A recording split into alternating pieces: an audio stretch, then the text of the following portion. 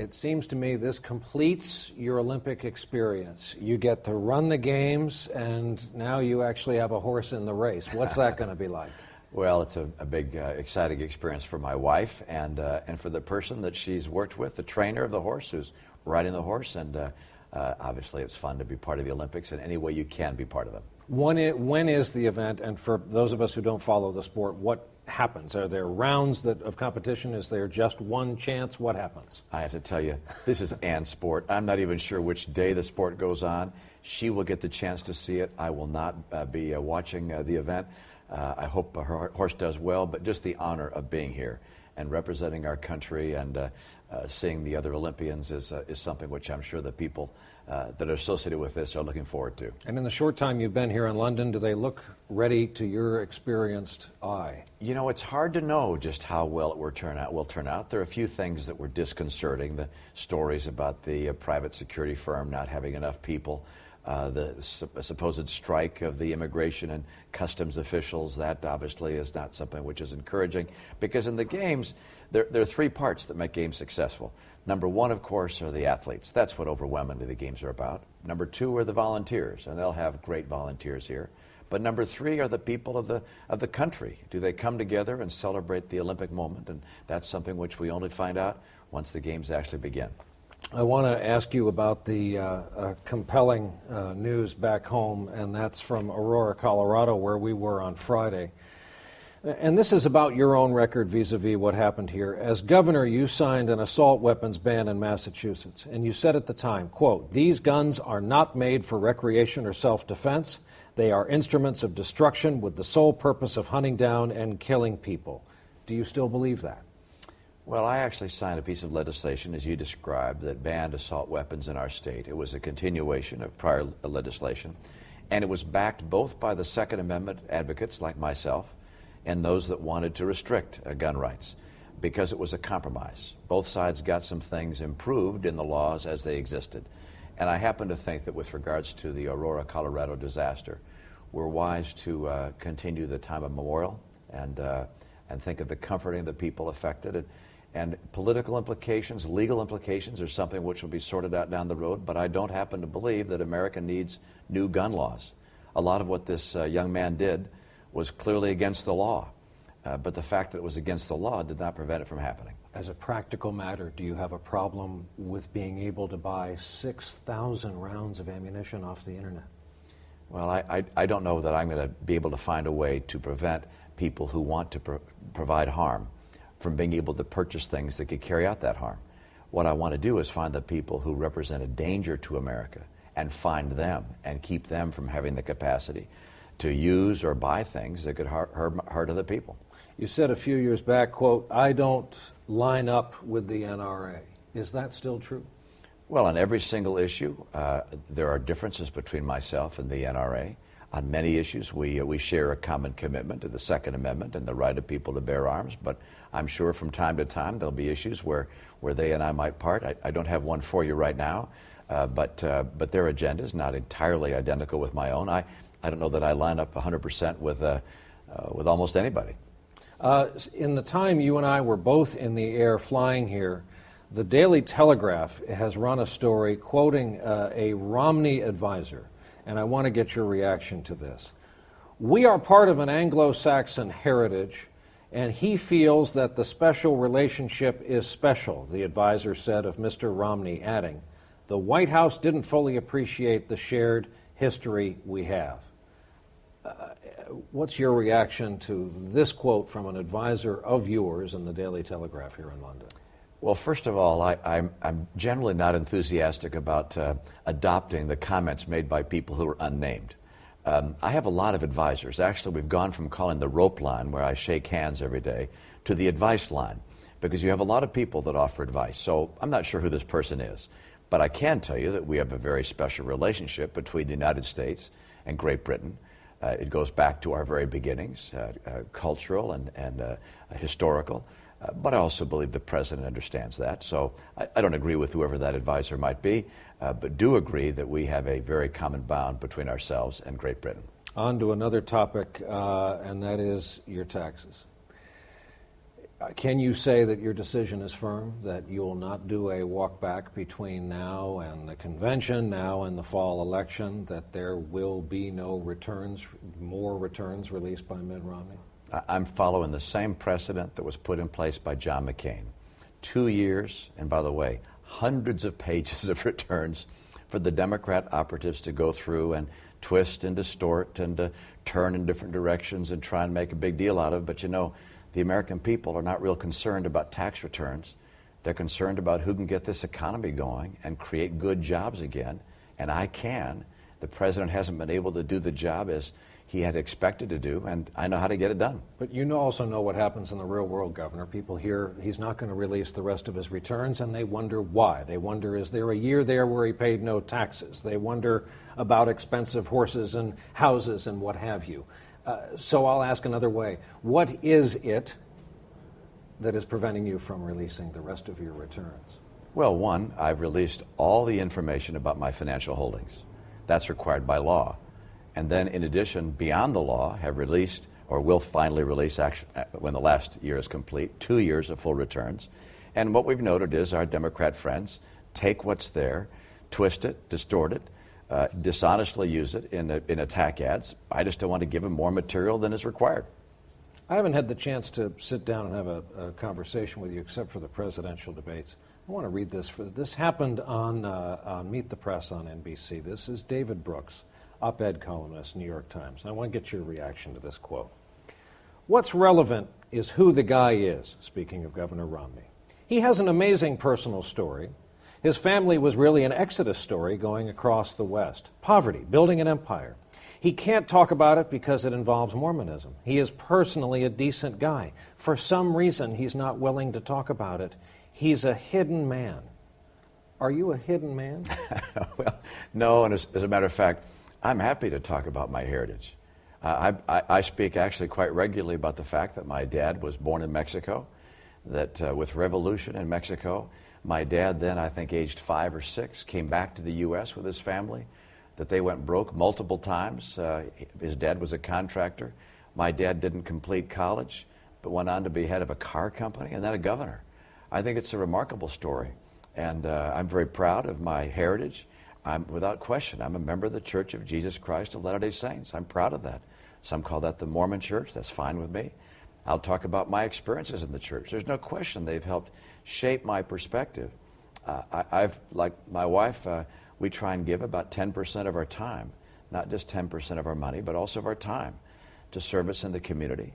And those things have enriched our life, have given us perspectives that go beyond the group of friends we might have otherwise had, and instead bring us into homes where people face very different challenges that we faced.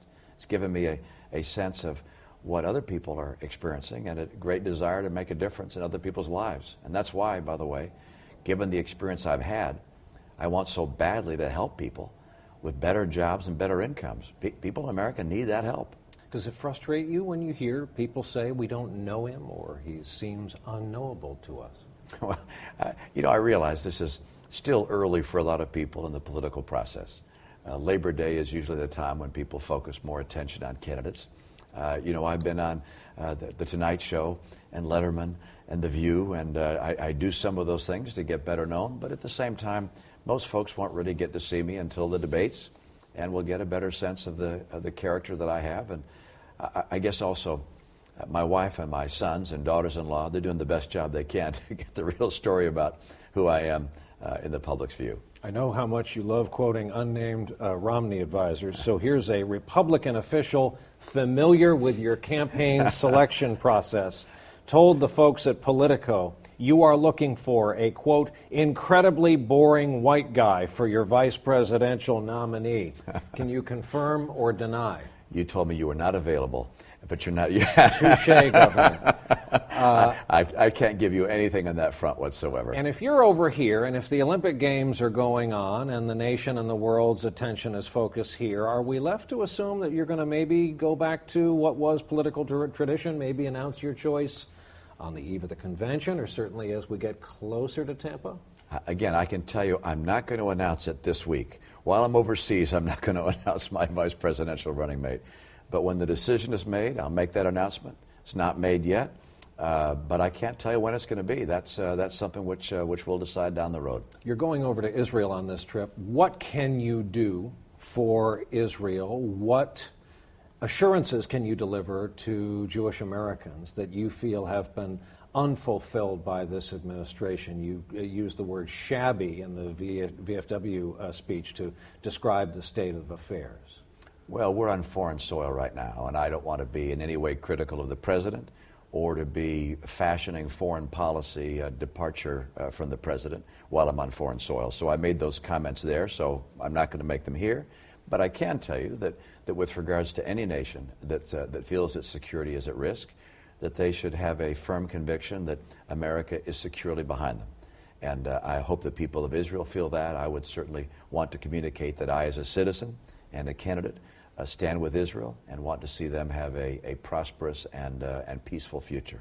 And let's talk about domestic, the economy before we wrap things up. The major planks of your job plan: lower taxes, both corporate and marginal rates, and reduce regulation. Explain how that would be different from what George W. Bush tried to push through. Well, let me describe, actually, there are 5 things that I believe are necessary to get this economy going. 1, take advantage of our energy resources, particularly natural gas, but also coal, oil, nuclear, renewables. That's number 1. A huge opportunity for us. And doing so is going to bring manufacturing back, because low-cost, plentiful energy is key to manufacturing in many industries. Number 2, trade. I want to dramatically increase trade, and particularly with Latin America. Number 3, take action to get America on track to have a balanced budget. Now, those 3 things, by the way, are things which we have not been doing over the last few years, which I think are essential to getting this economy going again. Number 4, we've got to show better training and education opportunities for our current workers and for coming workers. And then finally, what I call restoring economic freedom. That means keep our taxes as low as possible, have regulations modern and up to date, get health care costs down. These things will restore economic freedom. So my policies are very different than anything you've seen in the past. They're really designed for an America which has some new resources, energy being one of them, trade with Latin America being another, and the need for a balanced budget now more urgent than ever before. And when Mitt Romney arrives in Washington, how will Washington be any different from the Washington we've seen these past few years, which any American will tell you is hopelessly broken, busted? You know, all I can say is that I got elected governor of a state that was 87% Democrat. And it was not lost on me that if I went around attacking the Democrat leadership, I was going to get nothing done, and none of my vetoes would be upheld. And I began a relationship with the Speaker of the House and the Senate President that was personal. We respected each other. We often disagreed, but we found common ground from time to time. That has to happen. There has to be a president that buries the hatchet and says, we're going to go to work to try and get America on track. We're at a critical time in this country. If we keep going down the path we're on, we're going to end up like Europe, or worse. It's time to have leadership that will put aside Republican and Democrat and instead focus on what's necessary for the nation. I'm willing to do that. I think others in Washington have recognized the need to do that. I see hopeful signs. We're going to finally get America on track again. On things, however, like Aurora, Colorado, do you see why Americans get frustrated at politics? They can see and hear your words from earlier in their career. People are hurting out there. Perhaps they want to start a national conversation about whether an AR-15 belongs in the hands of a citizen, whether a citizen should be able to buy 6,000 rounds off the internet. You see the argument.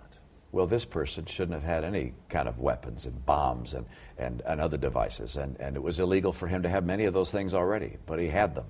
And so we can sometimes hope that just changing a law will make all bad things go away. It won't. Changing the heart of the American people may well be what's essential to improve the lots of the American people. I recognize that there's some things Washington and the law can do, and there's some things the law can't do. What we can do is remove the impediments for free people wanting to build enterprises from having the capacity to do so and going to work to hire people and putting people back in good jobs. For me, this campaign is overwhelmingly about getting more good jobs for middle-income Americans, getting them rising incomes. When that happens, they'll have more money to buy the things they want to buy. That helps the economy. They can pay more taxes with higher incomes. That gets us to a balanced budget. We're at a point here where we have two different roads we can go down. One leads to Europe. The other leads to the kind of dynamism and prosperity which has always characterized America. Europeans would argue we were Europe before there was Europe back in '08, that we went first, of course. Well, there's no question but that the collapse of our housing and our financial system was what precipitated the trauma that you're seeing throughout the world. What has made it last so long is the improper decisions made over the prior decades, where nations abroad and nations in the United States borrowed far too much money and put themselves, if you will, at the brink of a precipice. And when something came along that caused them to slip, why, it's hard to stop the fall. I understand what it takes to get America back on track. We've dealt with some of the tough things that needed to be dealt with. But we're unfortunately not headed in the right direction. $1 trillion deficits, massive increases in regulation, proposals to raise taxes on job creators, small businesses in particular. These things will make it very difficult for America's economy to create the jobs we so badly need. And just to back up one more question, so to distill your views, you're saying there is no legislative remedy to have prevented in advance what we've just seen in Aurora. This is the argument that people determined who are emotionally disturbed are going to get what they want. Well, we'll all hear what kinds of ideas come forward, and I'll hear the ideas as well. There have been, in the past, there has been an effort to say, let's do background checks on people who seek to obtain weapons, and those kinds of background checks are oftentimes able to find people who are disturbed or people who've committed crimes in the past, and I've indicated that those kinds of background checks, consistent with the law, can help prevent a crime. But I don't see a new piece of legislation which is going to keep someone, for instance, who was building bombs from building bombs, given the fact we already have that legislation. He's not allowed to do what he was doing. Just having a law saying someone can't do a bad thing doesn't always keep a person from doing a bad thing. And what does it tell you that applications for guns since the shooting are up 41% in the state of Colorado, and that our cameras found about 50 people in line at one gun shop yesterday outside Denver? Well, I think it says to people that in order to feel secure from those who might present a danger, that some feel they need to have their own protection. That is, after all, the nature of the Second Amendment in our nation, which is that people have a right to defend themselves. And I continue to believe that that's the right course for the nation, that the Second Amendment, like the other amendments, should be respected and supported.